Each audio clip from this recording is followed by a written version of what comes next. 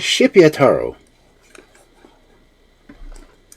It was the custom in old times that as soon as a Japanese boy reached manhood, he should leave his home and roam through the land in search of adventures. Sometimes he would meet with a young man bent on the same business as himself, and then they would fight in a friendly manner, merely to prove which was the stronger.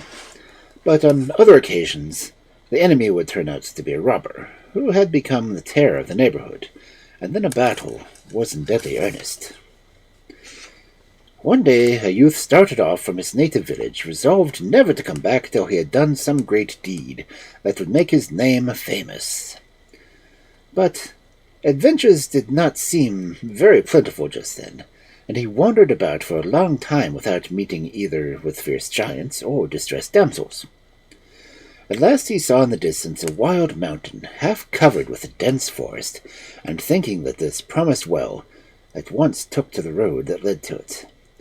The difficulties met with huge rocks to be climbed, deep rivers to be crossed, and thorny tracks to be avoided, only served to make his heart beat quicker, for he was really brave through all, and not merely when he could not help himself, like many other people. But in spite of all his efforts, he could not find his way out of the forest, and began to think that he should have to pass the night there. Once more he strained his eyes to see if there was no place in which he could take shelter, and this time he caught sight of a small chapel in a little clearing. He hastened quickly towards it, curling himself up on a warm corner, and soon fell asleep. Not a sound was heard through the whole forest for some hours, but at midnight there suddenly arose such a clamor that the young man, tired as he was, started broad awake in an instant. Peeping cautiously between the wooden pillars of this chapel, he saw a troop of hideous cats, dancing furiously and making the night horrible with their yells.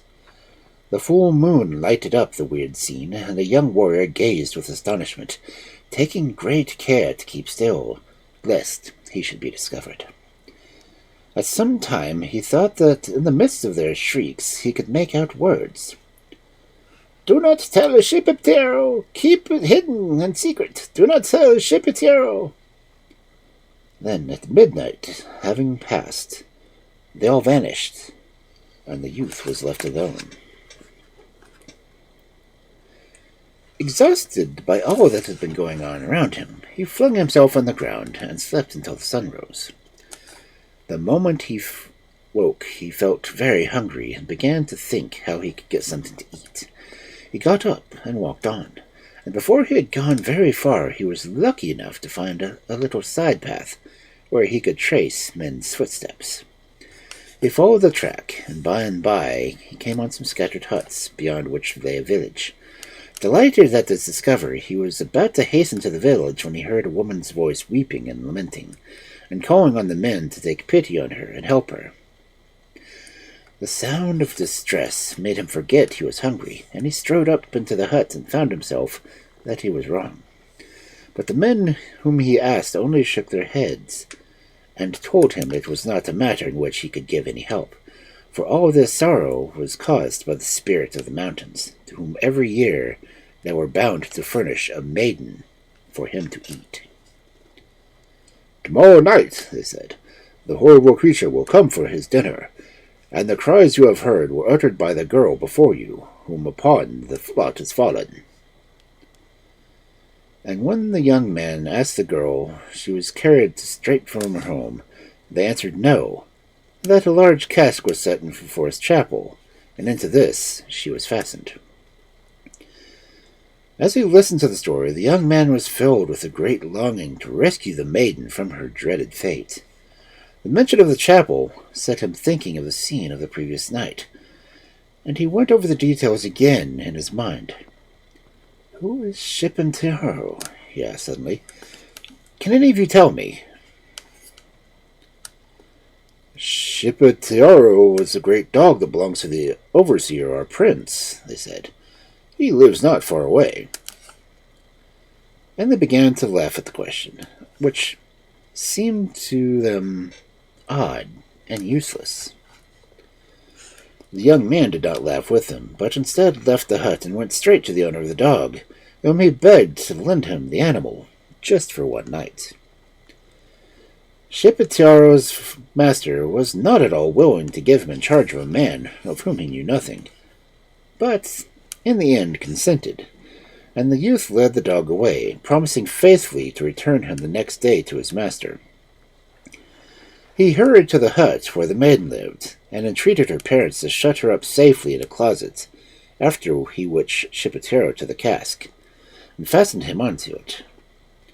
In the evening he knew that the cask would be placed in the chapel, so he laid himself there and waited.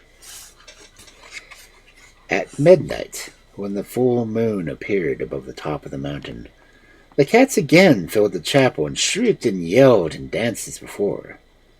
But this time they had in their midst a huge black cat who seemed to be their king, and whom the young man guessed to be the spirit of the mountain. The monster looked eagerly about him, and his eyes sparkled with joy when he saw the cask. He bounded high into the air with delight and uttered cries of pleasure when he drew near and undid the bolts. But instead of fastening his teeth in the neck of a beautiful maiden, Shippeitaro's teeth were fastened into him, and the youth ran up and cut off his head with...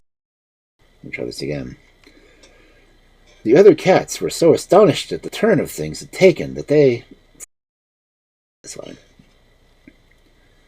The young man, Shippeitaro, killed between them several more before they thought of escaping.